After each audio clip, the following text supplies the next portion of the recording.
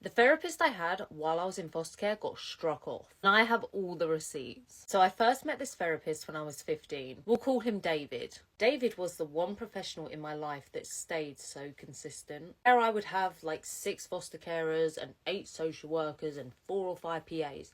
This professional was so consistent, and I really liked him. He was the one professional that always seemed to have the kids back. For example, if you know about my baby stealing foster carer, I spoke about how that foster carer had previously tried to adopt one of her other foster children's child, and he played a big part in making sure that foster carer did not get her hands on that baby. He was brilliant. Here's the thing, the problem. He was very attractive. He must have been, at the time, in his late 20s, brunette, blue eyes, very attractive.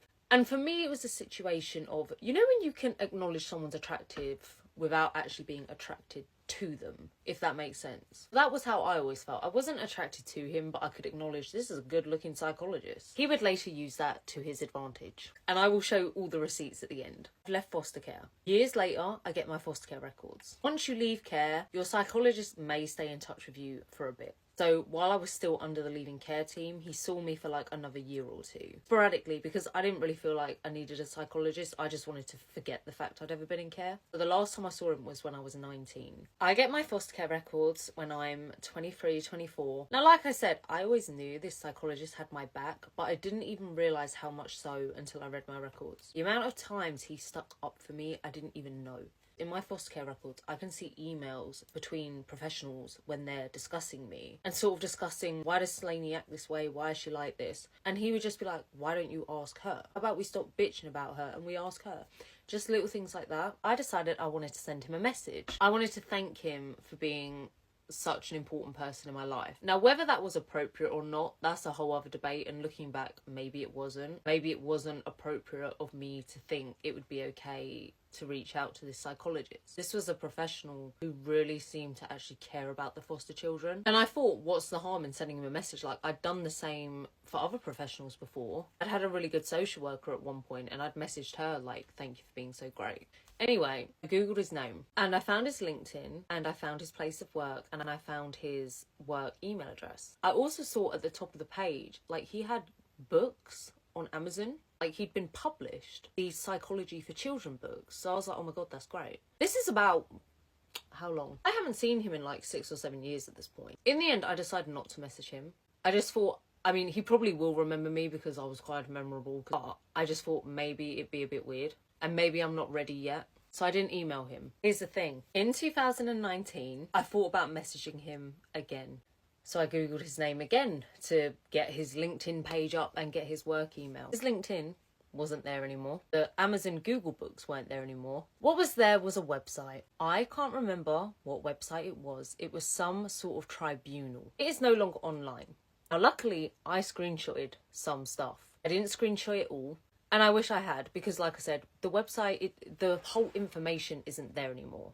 Turns out, he was working for the local authority with children in care. He then stopped doing that. After he left, he decided to message some of the girls that he had been a psychologist for. In total, there was only evidence of there being 3. I don't know how they found this evidence. I don't know if there was more, but it's known that there were 3 girls. 2 of them were 18 and 1 of them was 19. So they weren't minors. All of them had already left foster care. But bear in mind, these are vulnerable girls. Sometimes I hate using the word vulnerable because I think it can be patronising, but hear me out. These girls are young, they've just left care, and this man, this psychologist, would have known things about them that other people did not know.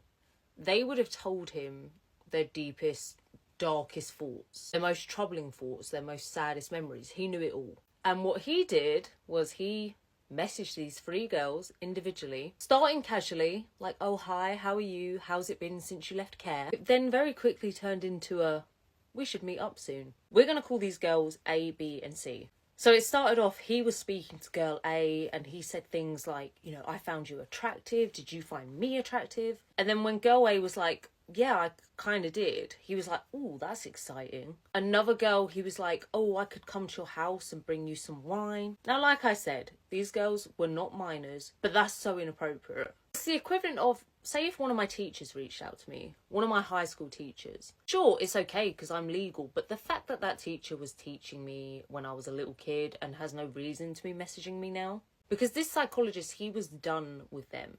They were no longer accessing therapy. He hadn't spoken to these girls in over a year. One of the girls, I think it was girl C, actually at one point when they were messaging, she actually turned around and went, do you know what, I find this really uncomfortable, I find it really inappropriate, don't message me again. And now I'm going to show you all the receipts. So here we have Exhibit A. I'm going to move my fat head, so pause the screen and read it.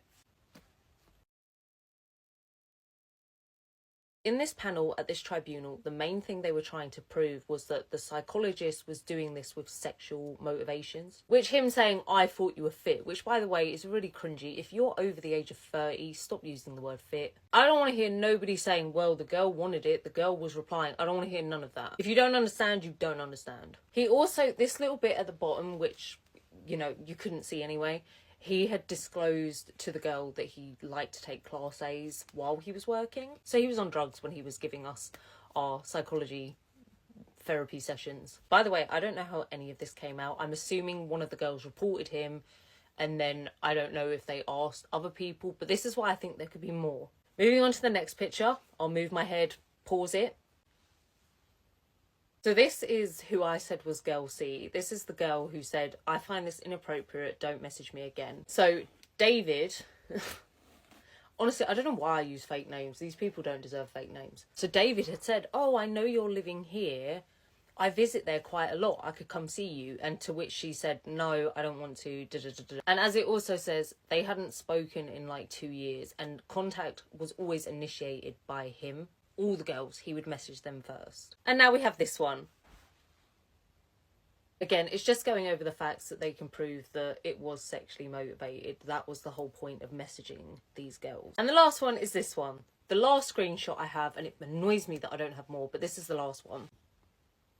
Those are the only screenshots I have, and it's really annoying. If I'd known that the whole information on the internet would have disappeared, I would have screenshotted everything. I do remember reading though, his excuse for doing this, like his justification, was that he was going through a divorce and he had a child and he wasn't going to be seeing the child as much. He'd taken on all this extra workload, so he was really stressed, and that's why he did that. I was really disheartened when I read it, and obviously I didn't message him. He was still a psychologist at the time, just not for the local authority. He was now a psychologist for like a more private firm. I was really upset when I read it. Like I said, he was the one decent professional. And then to find out that he wasn't decent. I like to think that he wasn't doing the job to get to these girls. I don't think that.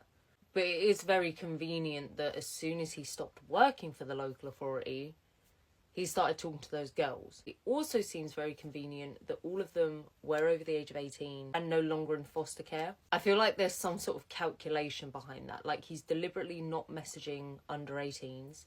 He's deliberately not messaging people who are still in care. He's messaging girls who, one, there's less likely to be like a legal repercussion because, you know, they're over age.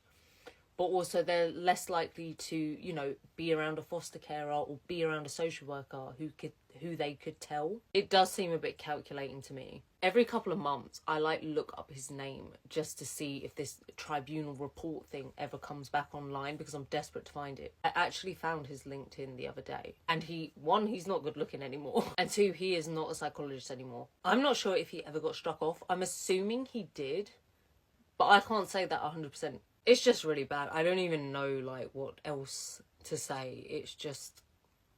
It was really disappointing and sickening.